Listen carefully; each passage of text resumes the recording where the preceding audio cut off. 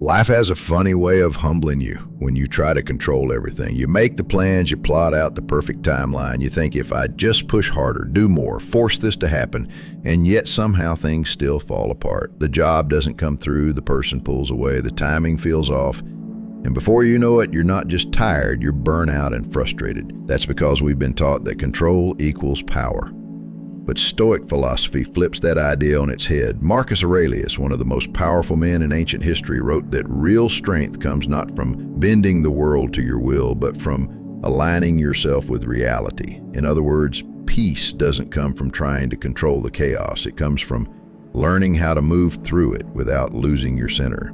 The more you grip, the more things slip through your fingers.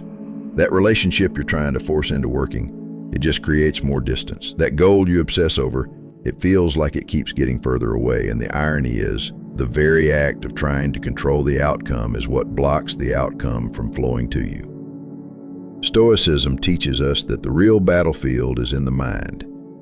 You don't need to control everything around you, you just need to master what's going on inside you.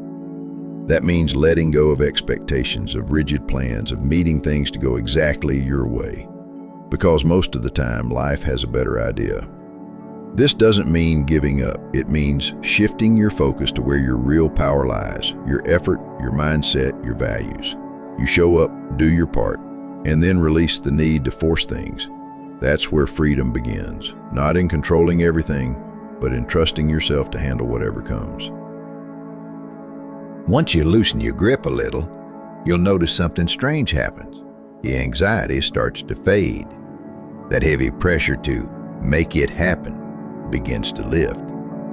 Why? Because you started shifting from obsessing about the outcome to trusting the process. Most people tie their happiness to a specific result. I feel better when I get that job, when they text me back, when I hit this milestone. But that's exactly where we go wrong. We put all our peace, our confidence, our joy into things we don't fully control. And then we wonder why we feel anxious all the time. Epictetus said it perfectly. You're not seek for things to happen the way you want them to. Rather, wish that what happens as it should, and you'll be happy. It's not about giving up on your goals. It's about detaching your identity from how they turn out. When you focus on the process, on your daily habits, your effort, your attitude, you start to reclaim your power. You're no longer waiting for permission to feel at peace. You're living with it now, regardless of whether the outcome shows up or not. Think of it like this. An artist doesn't paint a masterpiece by obsessing over the final image. If they sit there stressing over how it'll be received, they'll never pick up the brush. But when they immerse themselves in the process, the strokes, the texture, the rhythm, that's when the magic happens. They lose themselves in the moment, and ironically, that's when the best art gets made. This applies to everything: your career, your relationships, your goals. When you release the need to control the ending, you become free to enjoy the middle. You stop being so future-focused that you miss the life unfolding right in front of you. And the beauty is, the more you commit to the process without obsessing over results, the more likely you are to create results worth having. Why? Because you're showing up in a healthier state. Focused, centered, not desperate, not scattered, just present. When you're caught up in outcomes, it's easy to slip into desperation. You start clinging to what you want so badly that it begins to consume your energy. You rehearse conversations in your head, you check your messages obsessively, you chase opportunities like they're running from you. And ironically, that's exactly what happens. They start to slip away. People can feel it.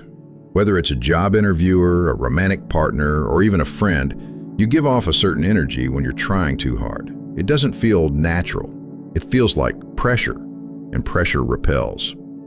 Stoicism teaches us to act from a place of strength, not need.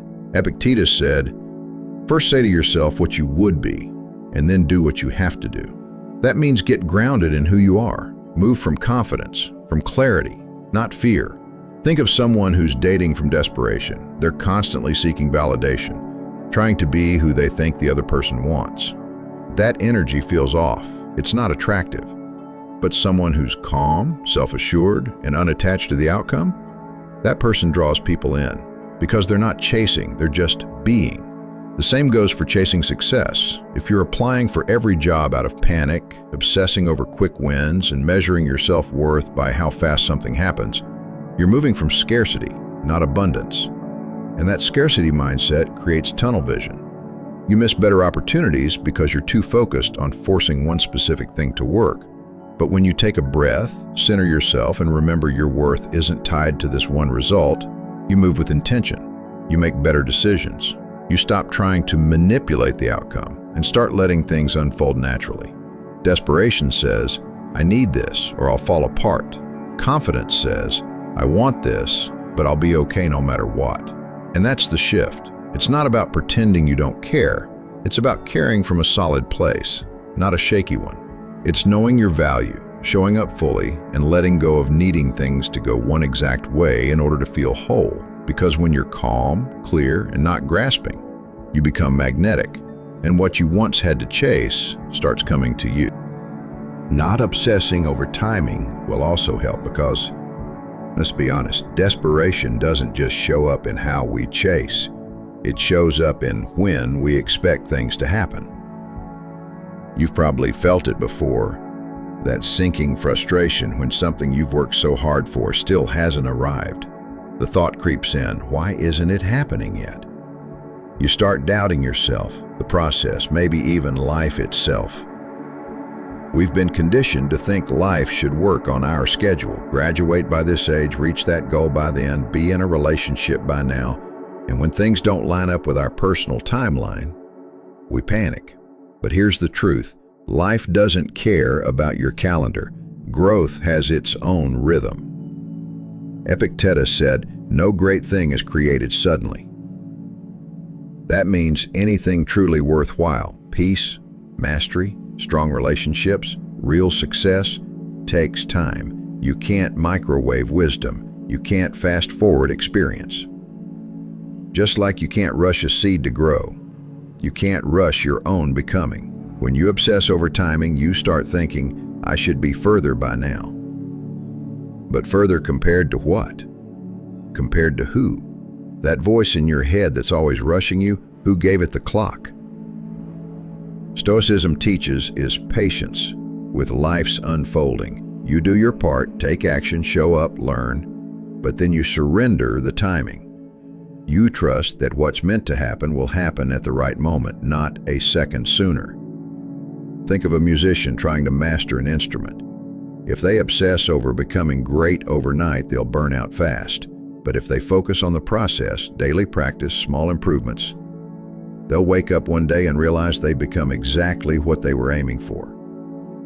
You might not see results yet, but that doesn't mean progress isn't happening. Sometimes you're growing in ways that aren't visible. Sometimes life is rearranging things behind the scenes. Timing isn't always a punishment, it's often preparation. And this is where trust becomes essential. Trust that you're not behind. Trust that you're not being ignored. Trust that life in its own way is teaching you what you need to become who you're meant to be. So instead of constantly asking, why is it taking so long, try asking, what am I still learning? What is this moment preparing me for? The answer might not be instant, but it will come.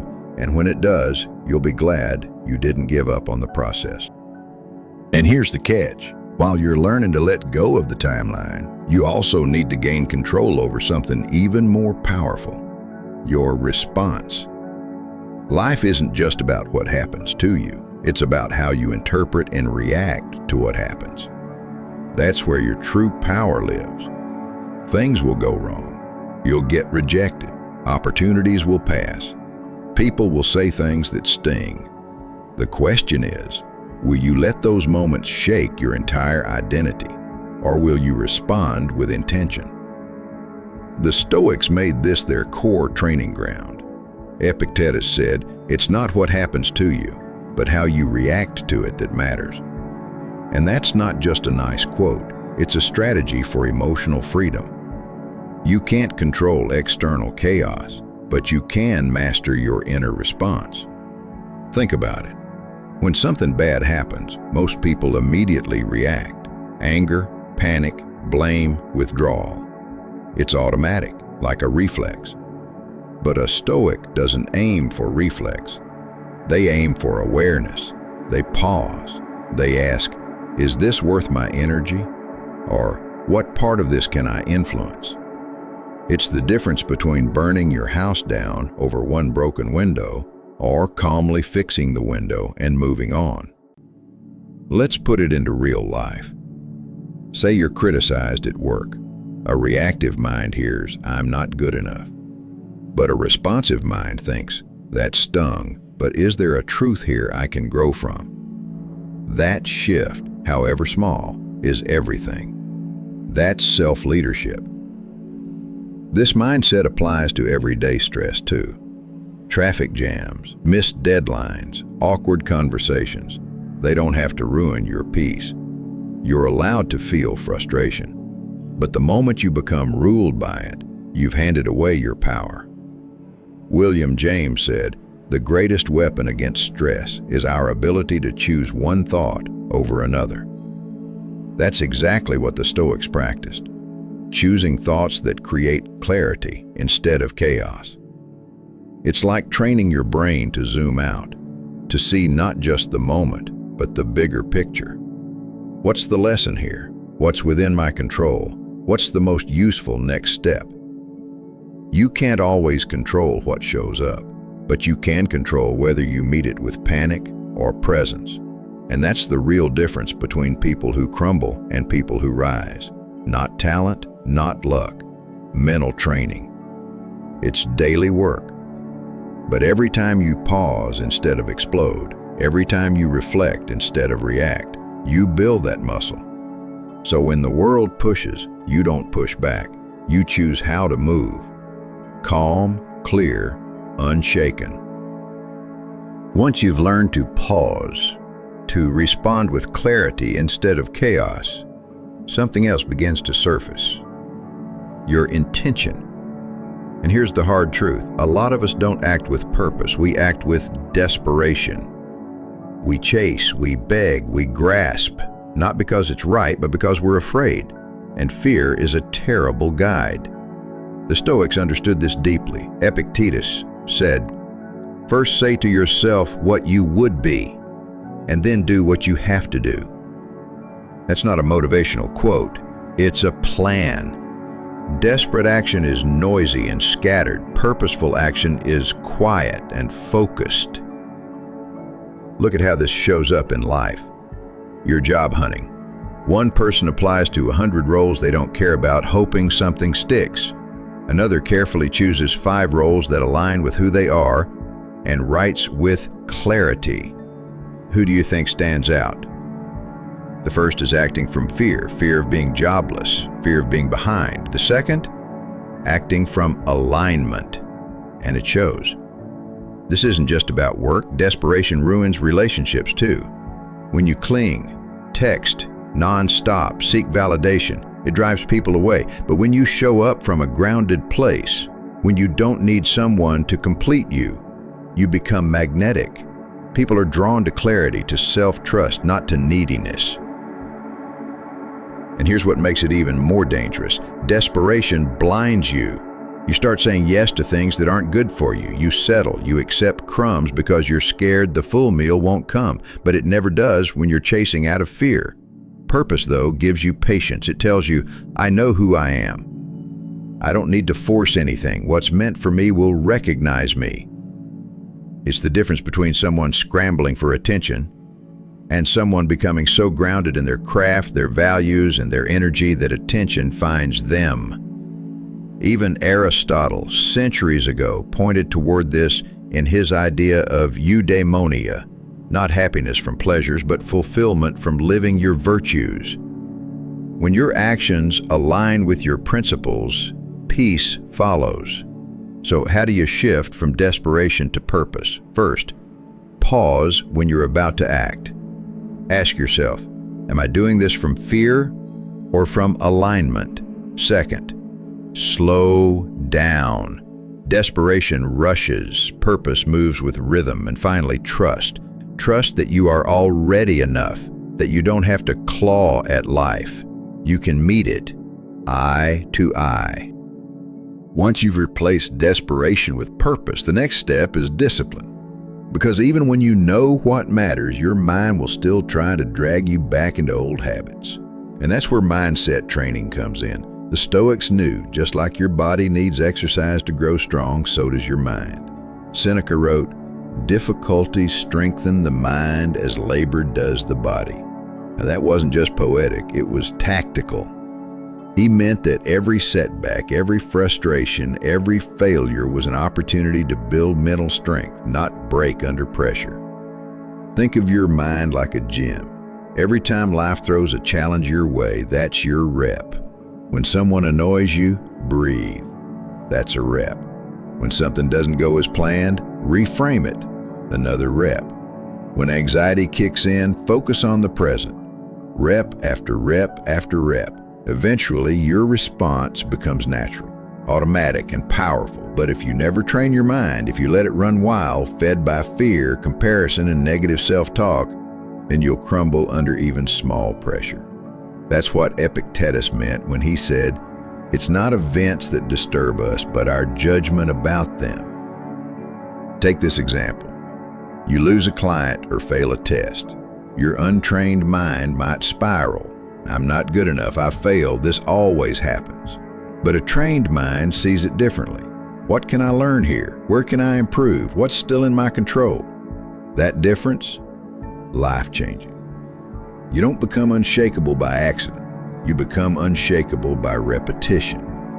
Just like no one builds muscle with one gym session, you don't build inner peace from one quote or one journal entry. You have to work it every single day. So how do you start? First, monitor your self-talk. Are your thoughts building you up or tearing you down? Second, practice reframing. Every setback is a setup. If you train yourself to look for the lesson. Third, stay present.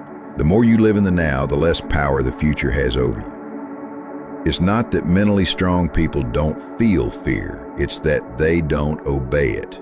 They've trained their minds to stay grounded even when the world around them isn't. And when you develop that kind of inner resilience, everything changes. You stop being a victim of circumstance. You stop reacting. You start responding deliberately, wisely, powerfully. Once your mind is trained to handle life's turbulence, you'll notice something unexpected. The more you try to force life to obey your script, the more resistance you face. That's where the next principle comes in, letting go. Not in a passive, give-up kind of way, but in the deeply Stoic sense, surrendering the illusion of control so you can finally gain real peace. Epictetus said, "Freedom is the only worthy goal in life.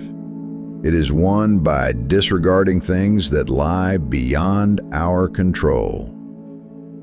This one line could shift your entire reality, because the truth is, most of what stresses you out was never in your control to begin with.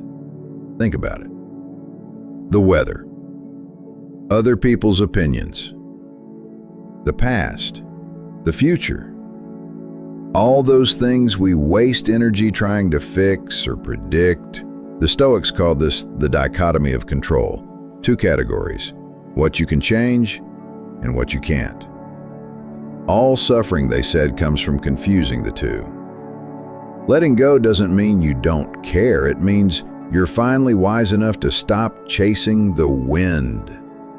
Imagine carrying a heavy bag everywhere you go, full of expectations, regrets, fears, and what-ifs. That's what mental resistance feels like. But the second you drop that weight, when you say, "This part isn't mine to carry," your whole body relaxes and your mind clears. Let's bring this down to earth. You're preparing for a job interview. You've done everything, researched, rehearsed, dressed sharp. But as the moment arrives, your mind spirals. What if I freeze? What if they don't like me? That fear isn't about your preparation. It's about trying to control the uncontrollable, how they react. Now picture this instead. You remind yourself, I've done my part. The outcome will take care of itself. You walk in, calm, focused, present. That's what letting go actually does. It sharpens you. It's the same in relationships. When you stop trying to change people, they either show up or fall away. And either way, you're free. It's the same with dreams. When you stop chasing them desperately and instead align your actions with integrity and patience, they start to chase you. Letting go is a high-level skill and it's counterintuitive. Society tells you to grip harder, but Stoicism whispers, trust more. Trust the timing, trust your preparation, trust that you can handle whatever comes, even if it's not what you expected. Because ironically, the moment you stop trying to control everything is the moment things begin to align. Once you stop trying to control everything, something remarkable happens. Space opens up. And in that space, your mindset begins to shape your world more than your effort ever could. That's where the 9th Stoic principle comes in. Adopt an abundance mindset. The Stoics were clear. Wealth isn't about collecting things, it's about needing less. Epictetus said it best. Wealth consists not in having great possessions, but in having few wants. That line flips the entire modern world upside down. Because while most people obsess over how to get more, the Stoic asks, what if I already have enough? Let's break this down. When you live with a scarcity mindset, your default belief is there's not enough time, not enough money, not enough love, not enough opportunity. And from that mindset, your actions become desperate. You chase, you compare, you overextend yourself. And worst of all, you repel the very things you want. Now compare that to someone operating from abundance. They walk into the same room, but their energy is different. They think there's more than enough to go around. If not this, something better. That kind of person moves with calm confidence. They attract relationships, success, even peace of mind, because they're not vibrating at fear, they're grounded in trust. This mindset doesn't make you complacent, it makes you powerful. Why? Because you're no longer fueled by lack, you're driven by clarity. You show up fully, not because you're afraid, but because you believe. Think of a musician. One with a scarcity mindset might say, the industry's too competitive, there aren't enough opportunities. So they hold back, they play it safe, and they miss their shot. But a musician with an abundance mindset, they see every open mic, every rejection, every delay as part of the process. They believe there's room for their voice, and because of that belief, they keep creating, keep connecting, keep evolving, and eventually, they break through. Not by force, but by alignment. This doesn't only apply to careers, it applies to love, to self-worth, to your daily outlook. If you walk around believing the world is scarce, it will shrink around you. But if you train your mind to see opportunity, goodness, and growth, you'll find them in places most people overlook. So how do you begin? Start small, practice gratitude, remind yourself daily of what's already working. Then act from that place. Apply for jobs with confidence, not fear. Enter relationships with wholeness, not need. Trust that what's meant for you won't pass you by. The Stoics didn't teach lack, they taught self-sufficiency. And that's what true abundance is. The inner certainty that you are enough, and that life, even in its uncertainty, is rich with possibility. Now that you've rooted yourself in abundance, the last Stoic principle brings it all home. Align your actions and let go of force. Too often we confuse relentless effort with progress. We grind harder, we push more, we chase outcomes like they owe us something. But here's the truth. Force doesn't lead to flow. Alignment does. Seneca said, effort and patience will achieve more than force and anxiety. In other words, taking action from a calm, intentional place is far more powerful than panicking and throwing everything at the wall. Life isn't a war to be won, it's a current to move with. And the more you fight it, the more you exhaust yourself. Think about it like this. Imagine you're planting a tree. You dig the soil, you plant the seed, you water it daily. But if you start yanking the seed out of the ground, trying to speed things up, what happens? Well, that's exactly what we do when we try to force our goals into reality. We destroy the very thing we're trying to nurture. Marcus Aurelius said, do what you must and let what happens, happen. That's it. Take a line to action, then let go. Don't sit back and do nothing, but don't grip so hard you crush the process. There's a big difference between discipline and desperation. Discipline says, I'm doing this because it matters. Desperation says, I'm doing this because I'm scared of what happens if I don't. One is rooted in power, the other is rooted in fear.